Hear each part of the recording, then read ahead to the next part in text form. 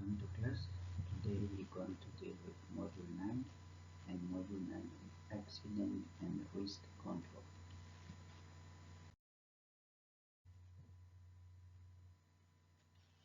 In terms of introduction, risk control is the method by which firms evaluate potential losses and take action to reduce and eliminate such threats. So we know that in companies they are dealing with profit, everything that is they're doing, though we call it job creations, but at the end of the day, everyone wants to have profit or benefit. So we make sure that we have to avoid all the potential losses, like loss of resources, loss of labor, which can be created by accident. Risk control is a technique that utilizes findings from risk assessment and implementing changes to reduce risk in these areas.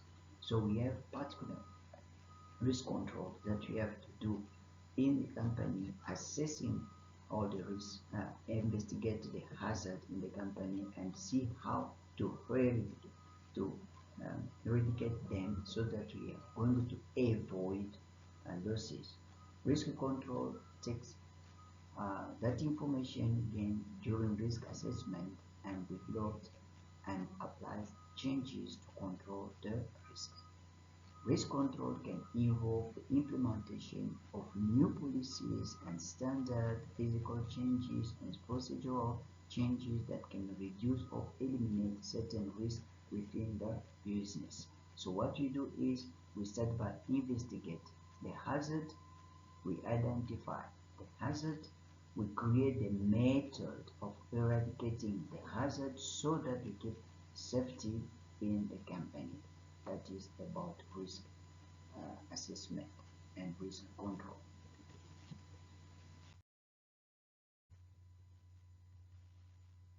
Types of risk. Event risk. Event risk is a possibility that an unforeseen event will negatively affect a company or industry. Companies can easily insure against some types of event risk, such as fire, but other events such as terrorist attacks may be impossible to insure against because insurers do not offer policies that cover such unforeseeable and potential devastating events. So you can see that it's not all the negative events that can occur to destroy the company, to create losses in the company that can be insured. What can be insured, it can be recovered. But what cannot be insured cannot be recovered. That will give us the example of terrorism. When there is terrorist attacks and there is losses in the company, the insurer cannot really cover the losses. In some cases, companies can protect themselves against risk through financial products such as act of gold bond, swaps, options, collaterals, and debt obligations. Unsystematic risk. Unsystematic risk is a company or industry-specific hazard that is inherent in each investment. It affects the company and other companies that do business with this affected company. Example of unsystematic risk: a new competitor, a regulatory change, a management change, or a product recall.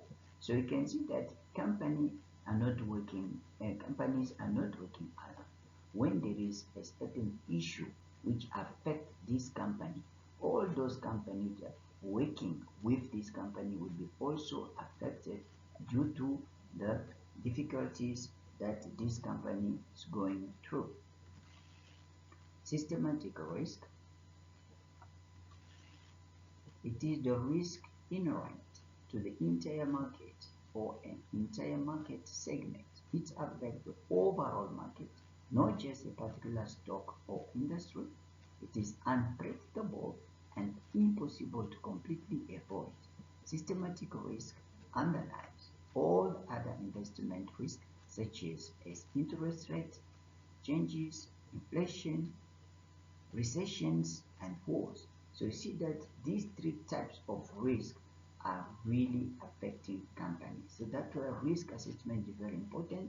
So that when you are running a company, you must make sure that you are aware of the type of risk and how to overcome them.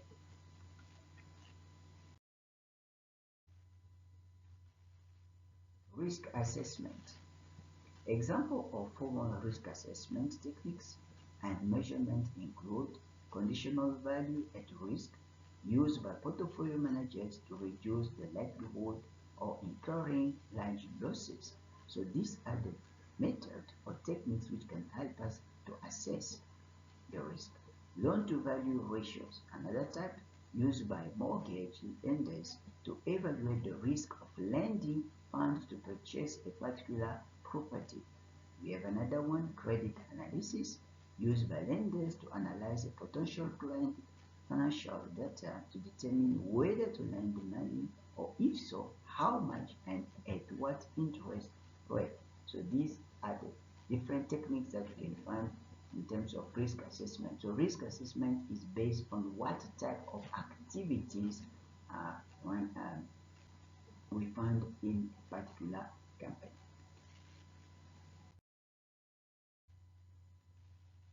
Controls to be put in place for a construction project. Safety. Safety is a control that can never be ignored, particularly on a construction site. If workers are injured more, a construction project can be stopped. That's why we have safety officers. They are on the site to make sure that they deal with all the hazards or issues which can affect the safety of not only workers, even the machine or plant on the site. Cost. All projects have various costs associated with them. A budget is always drawn up to determine how much the project will cost. So this we can see that when we are planning or running a project, we must make sure that all the costs are known and avoid to overrun these costs, because when we increase the cost, we are reducing the profit of the project. Time. The time frame determines the budget for certain aspects such as labor and plant hire, because these have to be paid for by the day, week, or month. Time can ensure that workers are always productive. Orders for materials are made in good time so that they are delivered when needed.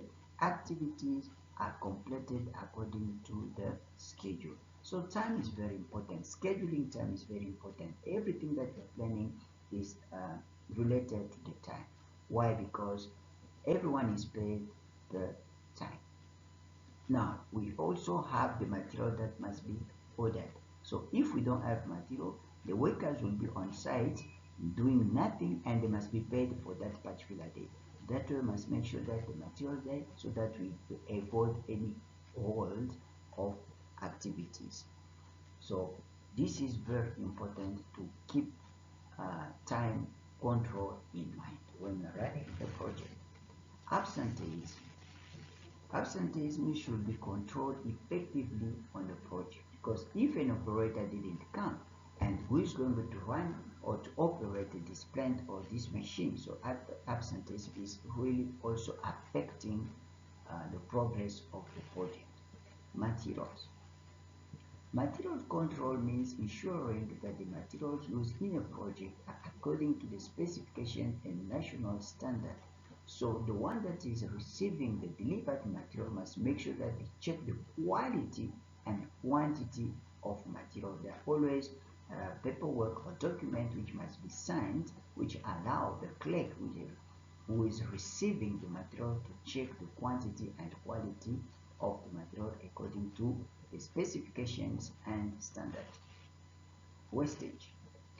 Material wastage must be controlled at all stages of the project, because wasted material is expensive. Wasted material increase the cost of rubble to be removed.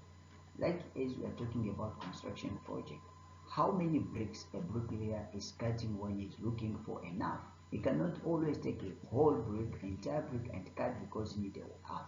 Sometimes you have to pick up the half which you already cut and use them.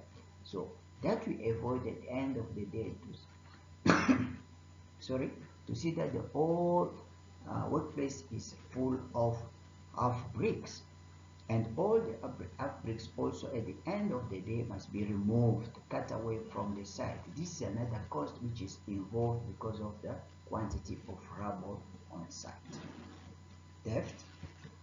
Theft has a major impact on the cost of a project because new materials and equipment will have to be bought to replace the stolen one. So we must avoid that have either we involve a security company or we can have securities in the company who are really making sure that we avoid that. Rework. Rework means demolishing and reworking what was made with mistake by workers. This can be expensive and should be prevented because you're talking about construction project. When we have to break a wall and to rebuild, when we break a wall, all the material that we used, cement, sand, water, electricity, people inside, bricks, and everything, is like we are repeating again the same process. We have to bring in cement, sand for that particular wall which was broken down. So we have to avoid that because the work is costly.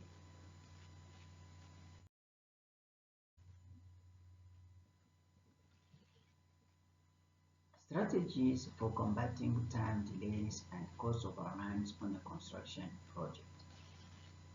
Proper planning.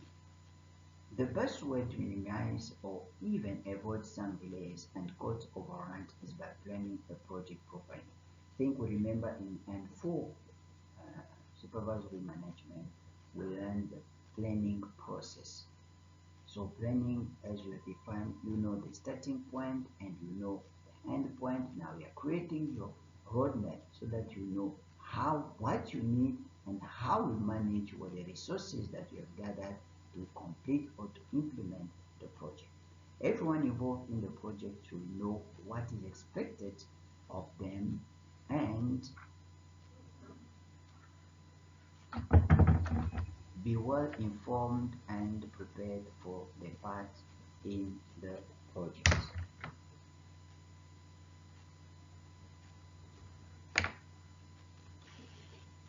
Schedules. Scheduling system take the budget and time frame for the project into account. The scheduling system has 5 processes. When you're talking about scheduling, we see the activities, the time for each activity, and the material that will be used, the resources that will be used over the time.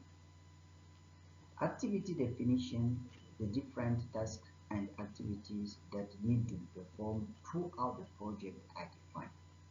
Activity sequencing. This phase entails determining how different tasks and activities relate to each other as well as which tasks and activities need to be completed before certain others can be performed. Duration estimation. This involves estimating the time that is needed to complete each task as activity. Schedule development. The schedule is developed according to which tasks and activities need to happen first, which ones needed to be completed before others can begin, as well as the time that each activity will take. Schedule control, sticking to the schedule as much as possible and monitoring the progress of tasks and activities. So if we can try to concretize what you're talking about in terms of activity, let's see this example. You have to build a foundation. You have to start by clearing the site. Secondly, you have to dig excavation. Third, you have to pour concrete. Fourth, you have to build a hole. Then you have to refill with ground. So you see that these steps must be known as different activities, and you have to find out also the time and the cost and the material we need to use for each activity. When to clear the site. Do you need a plant? Do you need people to clear the site? When we need excavation, do we need an excavator or we need people, manpower to excavate? When we need to pour concrete, we need to buy ready-made concrete or we need to mix concrete on the site. When you have to build walls, foundation walls, how many bricklayers, how many quantity sand, bricks, everything that is involved. So you see that all these activities, the material that they use, the people that they have to work, versus the time, because we have always a time. We can schedule building a foundation in 1 week, so we have 6 days or 5 days. So we must make sure that these 5 days we know what are we going to do the first day, what are we going to do the second day, what are we going to do the third day, and so on. Also the activities, as we said, site clearance, excavation, pouring concrete, building wall, filling the walls with backfilling. So all these activities, even the sequence of the activities, the time for each activity, the cost for each activity, the material for each activity, all these gather together and help us to do the scheduling.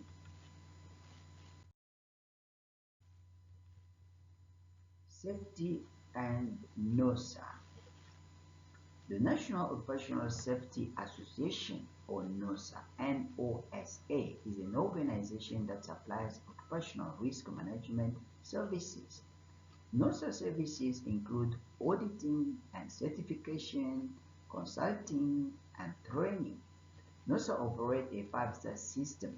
After a NOSA inspector has been to a company and checked everything that could be a potential hub or safety risk, NOSA awards to the company a number of stars, with 0 being a poor performance and 5 being excellent. So NOSA is very important.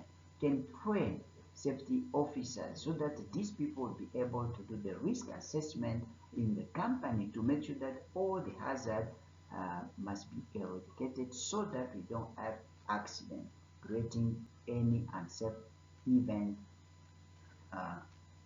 in the company.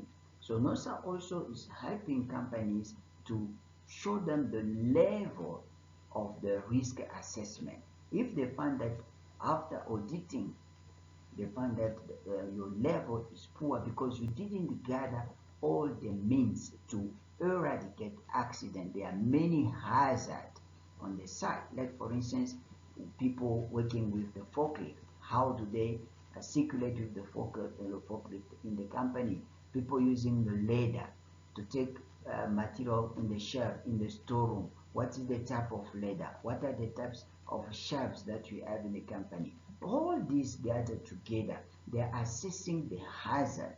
So if the hazards are fully eradicated in your company, you have a 5-star, so it means excellent. But if they find there are many hazards in companies, even the simple personal protective equipment, the workers, they don't mind to wear the PPE for their own protection. This is really reducing the level of safety in the company.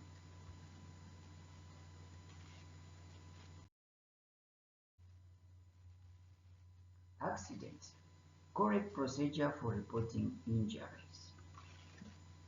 An injury, however minor, sustained during the execution of work duties is regarded as a work accident.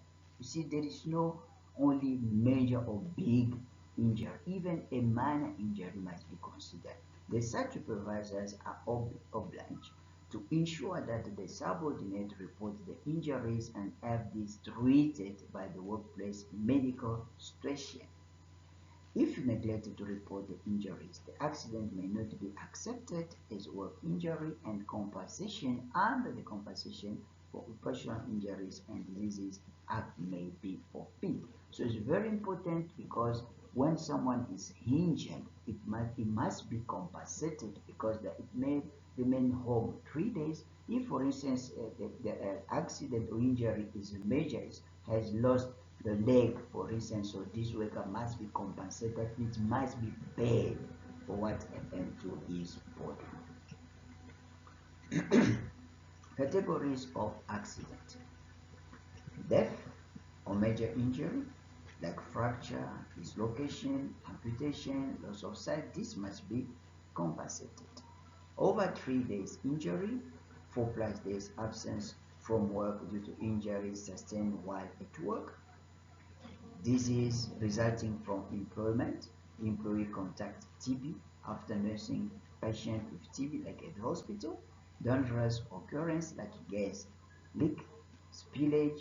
So these are the types of incidents that we can find on site, and people involved in this and injured must be compensated. That your risk assessment is very important to make sure that you are able to eradicate all the hazard that can create this type of incident. Accident investigation.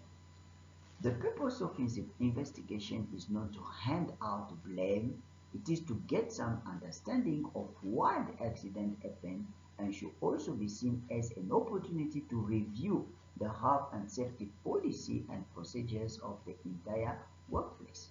So it's very important to investigate. You need to find out who was faulty and who will be blamed. Accident investigation by supervisor in consultation with the injured person and witnesses should cover the areas below. Covering these areas will determine what the individual did that contributed to the accident, the physical conditions that contributed to the accident. So we need this, what we call risk assessment, because if we assess this risk, so is and this risk hazard were eradicated, so we can't find ourselves in this type of accident. The investigation might determine the state of the following at the place of the accident: lighting, temperature, noise, dust. You see, in terms of accident, we have like unsafe conditions. The people working can themselves be agent or cause of accident. We have unsafe conditions, like we're talking about lighting, we're talking about temperature, noise, dust. So this also can create accident. Activity at the time of accident. Was the activity part of the normal duties? Had the victim been trained in the activity? Because someone cannot use a machine if it's not trained for that particular machine. Was the victim experienced in the activity? Training, job experience, and supervision? How long had the worker been doing that job? What safety training had the worker received, and was it effective? What supervision was there? So this, if we keep all this in mind in terms of accident investigation, it will help us to eradicate all the accident, the hazard, and people will work in safety.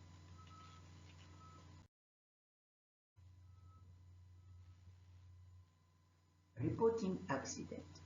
Every accident report should include the following: when the accident occurred, time and date, how the accident happened, a description of what occurred in the word of any victim and witnesses, exactly where the accident happened, specific details, name and address of all witnesses. So we need to gather this information.